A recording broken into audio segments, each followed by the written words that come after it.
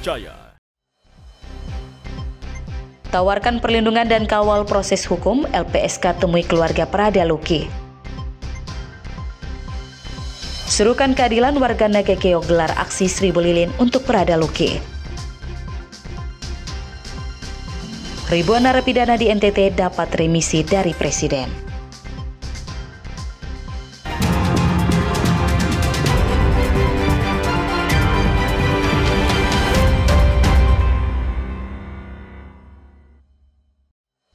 Halo saudara, apa kabar Anda hari ini? Kompas Flobomora kembali hadir di hadapan Anda.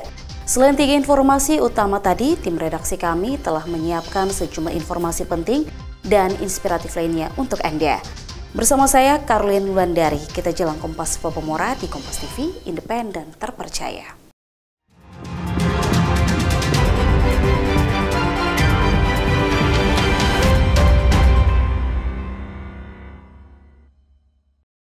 Kita ke berita pertama, saudara. Lembaga Perlindungan Saksi Korban menemui keluarga almarhum Prada Luki Namo di Kupang. LPSK menawarkan perlindungan bagi keluarga untuk membuka kasus ini agar terang benderang. Tim Lembaga Perlindungan Saksi dan Korban atau LPSK mendatangi rumah Prada Luki Namo di Asrama Tentara Kuanino Kupang, Nusa Tenggara Timur. Kedatangan LPSK disambut baik ibu almarhum Prada Luki. Wakil Ketua LPSK menyampaikan kedatangan mereka untuk menawarkan perlindungan bagi keluarga almarhum guna membuka kasus ini. Selain keluarga, tim LPSK juga telah bertemu saksi korban di Kabupaten Nagekeo guna menggali keterangan dari beberapa saksi. Meski saat ini belum ada saksi yang meminta atau mengajukan perlindungan. Ini ya, kami masih silaturahmi awal, berkenalan, bertemu dengan orang tua dan ibunya korban dan berbicara mengenai masih awal-awal aja, masih ngobrol biasa aja, dan kami menyampaikan soal tugas dan kewenangan LPSK memberikan perlindungan terhadap saksi dan korban juga. Masih seputar itu. Ini rencananya nanti seperti apa nih Bu? Nanti untuk agenda hari ini? Ya nanti tergantung keluarga apakah akan mengajukan permohonan perlindungan ke LPSK. Nah ini masih awal saja, ini masih diskusi awal, masih ngobrol awal dengan orang tuanya. Ibu sebelumnya katanya ibu mereka sudah dari TKP ya di Nagekeo atau seperti apa? Siapa? Ibu mereka dari saya. Sebenarnya kami tidak ke TKP-nya, tetapi memang ke Nagekeo ketemu dengan beberapa orang saksi saja. Sejauh bagaimana banyak saksi yang belum. Kami masih menyampaikan soal LPSK, tugas dan kewenangan LPSK, dan kemudian kami menawarkan soal perlindungan dan bantuan yang bisa diberikan atau pendampingan yang diberikan oleh LPSK kepada saksi dan korban. Sebelumnya Pangdam 9 Udayana menyatakan hingga saat ini masih terus memeriksa 20 prajurit yang diduga terlibat penganiayaan terhadap Prada Luki Namo. Jumlah tersangka sebelumnya 4 prajurit dan kini bertambah menjadi 20 orang termasuk seorang perwira TNI. Pangdam menegaskan kasus ini akan diproses secara transparan dan mengedepankan keadilan tanpa pandang bulu. Saat ini semua tersangka telah ditahan dan menjalani pemeriksaan lanjutan oleh tim investigasi. Citos Natun, Kompas TV, Kupang, Nusa Tenggara Timur. Sorotan kedua, saudara. Ratusan warga Kabupaten Nagekeo menggelar aksi 1000 lilin untuk mendoakan mendiang Prada Luki Namo. Warga menyerukan keadilan bagi Prada Luki Namo yang diduga tewas usai dianiaya seniornya di Batalion Wakangamere 6 Agustus 2025 lalu. Aksi 1000 lilin digelar Forum Pemuda Nagekeo di lapangan Berdikari Danga, Kabupaten Nagekeo, Nusa Tenggara Timur pada Selasa 19 Agustus 2025 malam. Guna mendoakan mendiang Prada Luki Namo yang diduga tewas usai dianiaya para seniornya di Batalion Wakangamere Nagekeo. Tampak para tokoh agama, warga sipil, serta anak-anak mengikuti aksi ini secara hikmat. Jejeran lilin dinyalakan sembari mendaraskan doa bagi mendiang Prada Luki Namo. Aksi ini juga sebagai bentuk ungkapan bela sungkawa dan dukungan moral bagi keluarga mendiang Prada Luki Namo. Forum ini menyerukan dan menuntut penyelidikan yang transparan, adil dan akuntabel atas kematian Prada Luki, seraya menjaga nama baik dan martabat Tanam Bayi Nagekeo. Ya, kita hari ini membuat fasilitas aksi 1000 lilin, di mana aksi ini kita mau mengenang untuk mendiang Prada Luki. Nah, dimana kita mau menekan misi Bapak Nagekeo ini terus bersuara untuk keadilan. Nah, dimana kita mau kasus ini diungkap secara terang-benderang sehingga ada memenuhi rasa keadilan bagi keluarga yang ditinggalkan. Hingga saat ini 20-an prajurit TNI telah ditetapkan sebagai tersangka dugaan penganiayaan Prada Lukinamo dan menjalani pemeriksaan intensif di Denpom 9 Kupang. Citos Natun, Kompas TV, Nagekeo, Nusa Tenggara Timur.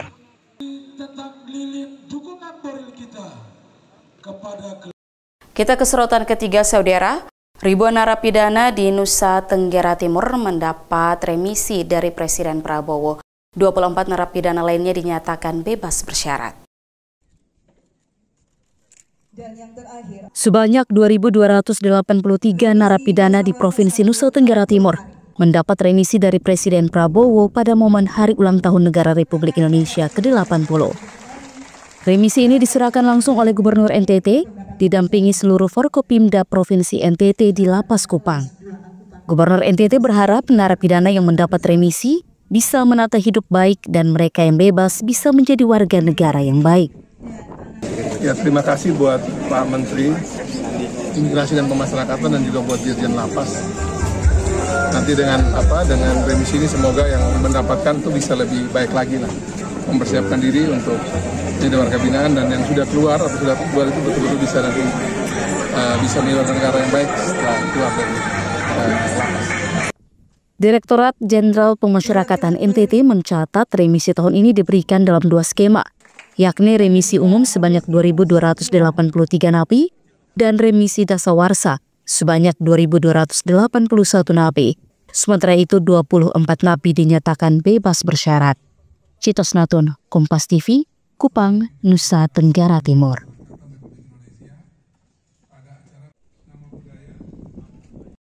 Jangan kemana-mana saudara, karena setelah jeda kami akan kembali dengan informasi menarik lainnya dalam Kompas Flobomora.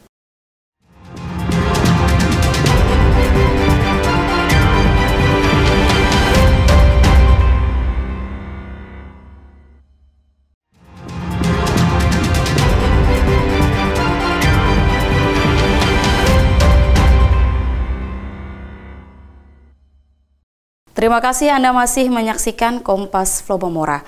Saudara, keluarga Prada Lukinamo memaafkan pemilik akun Facebook Nafa Arsyana yang menulis komentar tak pantas atas kasus kematian almarhum Prada Lukinamo.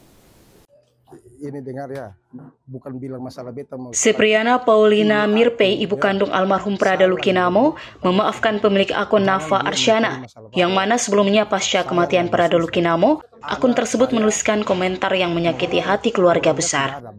Pemilik akun tersebut diketahui milik salah satu istri anggota TNI, bahkan sempat dicari oleh ayah kandung Prada Lukinamo untuk mengklarifikasi narasinya di media sosial. Pihak keluarga almarhum telah memaafkan pemilik akun tersebut, berharap kejadian ini tidak terulang kembali.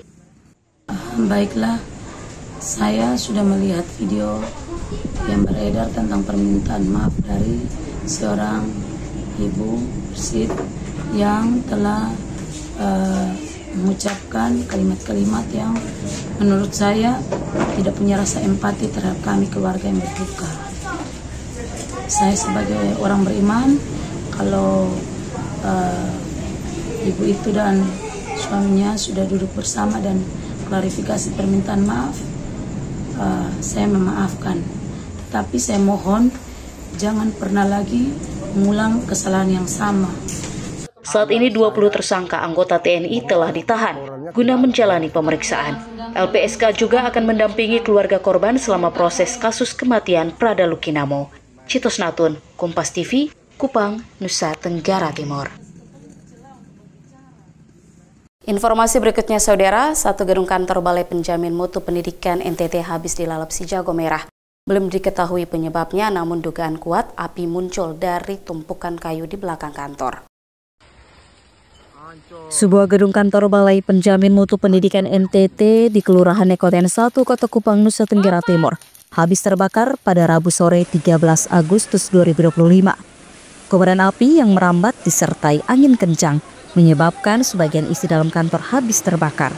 Petugas pemadam kebakaran yang tiba sempat kesulitan memadamkan api karena petugas PLN belum memutuskan arus listrik. Listrik dari pihak PLN belum memadamkan, sehingga kami alami sedikit kesulitannya di situ. Setelah pemadaman listrik secara total, baru kami bisa melakukan pemadaman. Api diduga berasal dari tumpukan kayu di belakang kantor, sehingga langsung merambat ke dalam gedung tersebut. Kita tolong ini, tolong dong ke Pangiteng. Tapi ada video itu. Ya, api dari belakang kantor ada tumpukan kayu, kayak koseng-koseng lama tuh. Karena di situ, jadi merambat ke situ dan ada. Api kemudian berhasil dipadamkan. Belum diketahui penyebab kebakaran tersebut. Polisi pun tiba di lokasi untuk melakukan olah kejadian tempat perkara untuk menyelidiki penyebab kebakaran tersebut. Tim Liputan, Kompas TV, Kupang, Nusa Tenggara Timur.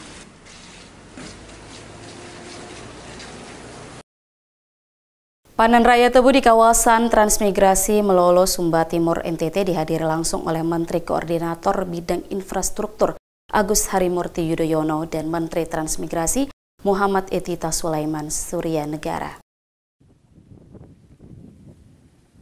Menteri Koordinator Bidang Infrastruktur dan Pembangunan Kewilayahan Agus Harimurti Yudhoyono bersama Menteri Transmigrasi Muhammad Iftithah Sulaiman Suryanegara melakukan kunjungan kerja ke Sumba Timur, Nusa Tenggara Timur.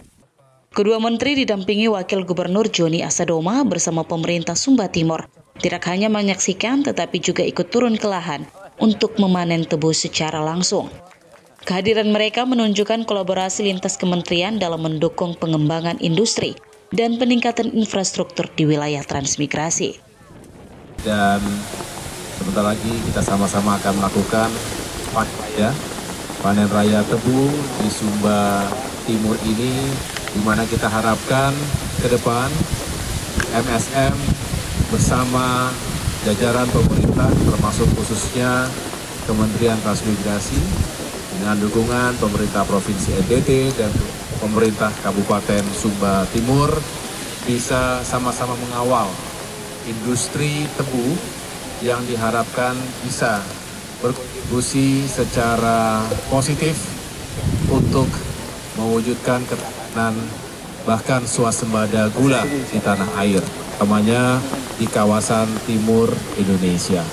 Untuk diketahui, lahan perkebunan tebu yang dikelola seluas kurang lebih 4.600 hektar. Sementara itu, saat ini yang dipanen dengan total luas lahan 3.500 hektar.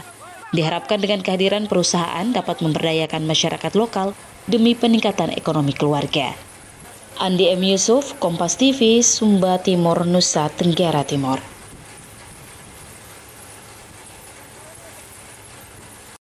Baik saudara, usai jeda masih ada informasi menarik lainnya dalam Kompas Plobomora. Tetaplah bersama Kompas TV.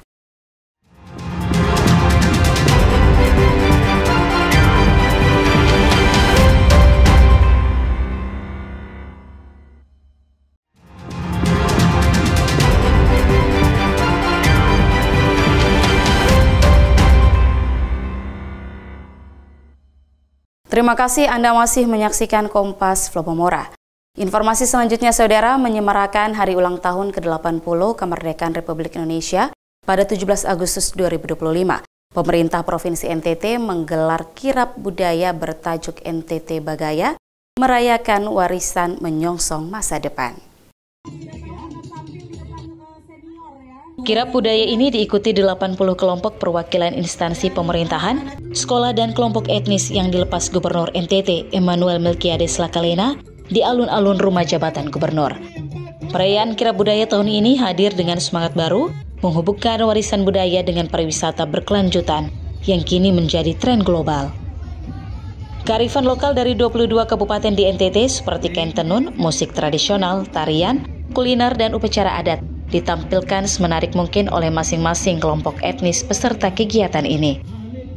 Itu pada acara yang berbahagia ini kirab budaya, saya ingin menegaskan bahwa Melki, Joni dan seluruh jajaran akan memastikan bahwa kebudayaan menjadi bagian dari pembangunan NTT ke depan, dan kami mengajak kita semua juga untuk bersama-sama merayakan kekayaan budaya kita melalui acara hari ini Dan semoga melalui kirab budaya ini kita bisa mendapatkan berbagai positif yang ingin kita rayakan dalam ulang tahun kemerdekaan ini. Gubernur berharap kirab budaya dapat mempererat simpul-simpul kebinekaan sehingga menjadi kekuatan harmonis serta memberikan rasa damai, tentram, dan nyaman bagi seluruh masyarakat dari berbagai paguyuban etnis di NTT. Citos Natun, Kompas TV, Kupang, Nusa Tenggara Timur. Informasi berikutnya, saudara. Berbagai cara dilakukan untuk mengatasi krisis air bersih. Di Desa Oiren Besi misalnya, pemerintah desa bangun 6 titik sumur bor sebagai solusi atasi ancaman kekeringan. Atasi krisis air bersih yang terjadi setiap tahun, pemerintah desa Oiren Besi, Kecamatan Biboki Tanpah, Kabupaten Timur Tengah Utara, Nusa Tenggara Timur, membangun sebanyak 6 titik sumur bor. 6 sumur bor dibangun di beberapa titik di Dusun 4 Kua VU, Ampung Besak, dan direncanakan akan dibangun di kompleks fasilitas umum, yakni SD dan Pustu Oiren Besi. Kepala Desa Oiren Besi mengatakan pembangunan ini merupakan tindak lanjut dari hasil musyawarah hingga ditetapkan pada tahun 2025. Pembangunan ini dilakukan untuk mengatasi krisis air bersih yang dikeluhkan masyarakat. Terpantau 2 titik sumur telah jadi dan dipergunakan oleh masyarakat. Titik-titik lainnya sedang dalam proses pengeboran. Ada 6 titik sumur bor manual air bersih pada masyarakat yang krisis air minum. Itu di mana-mana, Mas? Di Dusun 4, Kofeo, Desa Oiren Besi.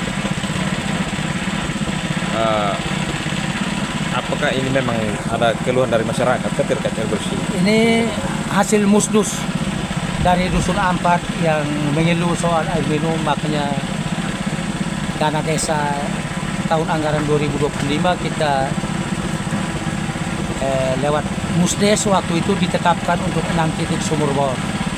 Sehingga khusus untuk Dusun 4 saya kasih 4 titik sumur bor manual air bersih.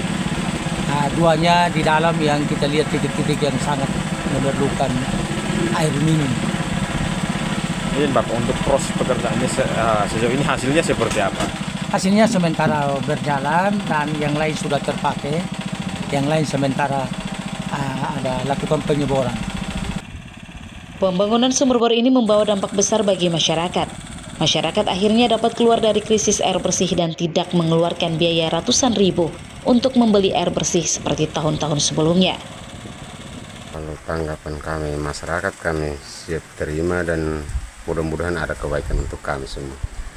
Musim Oktober kalau sumur ada, tapi kalau Oktober sudah mulai kering, jadi kami harus beli air. Ke depan kami mau gunakan itu seperti nanam sayur di pekarangan dan cuci, mandi bisa mencukupi.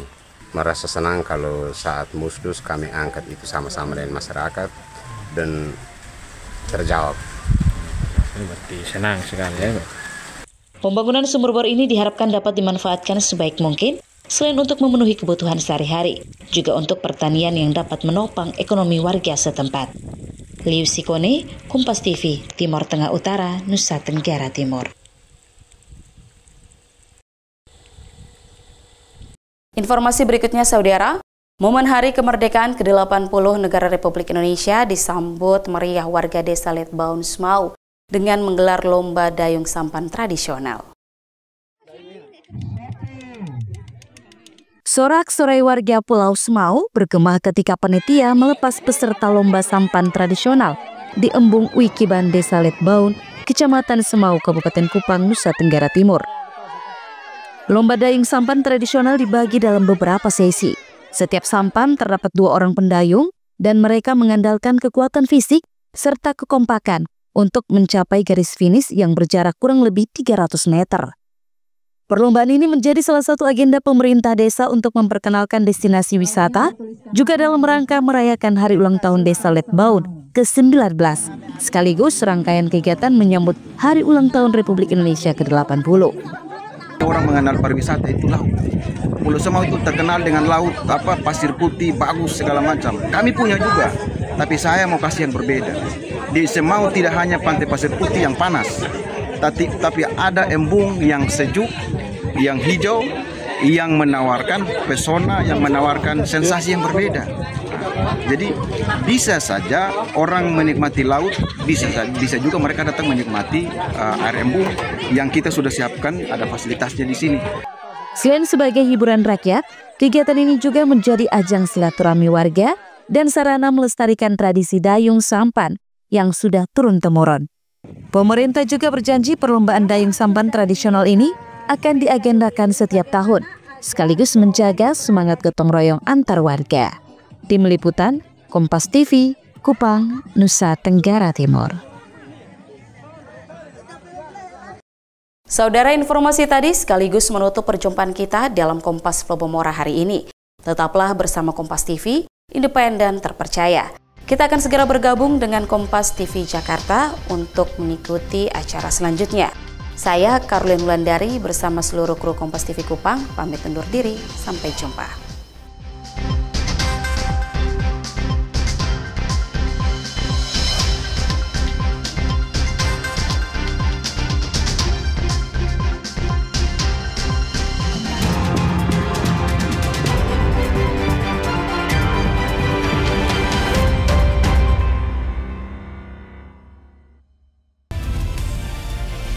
Kompas TV, independen, terpercaya.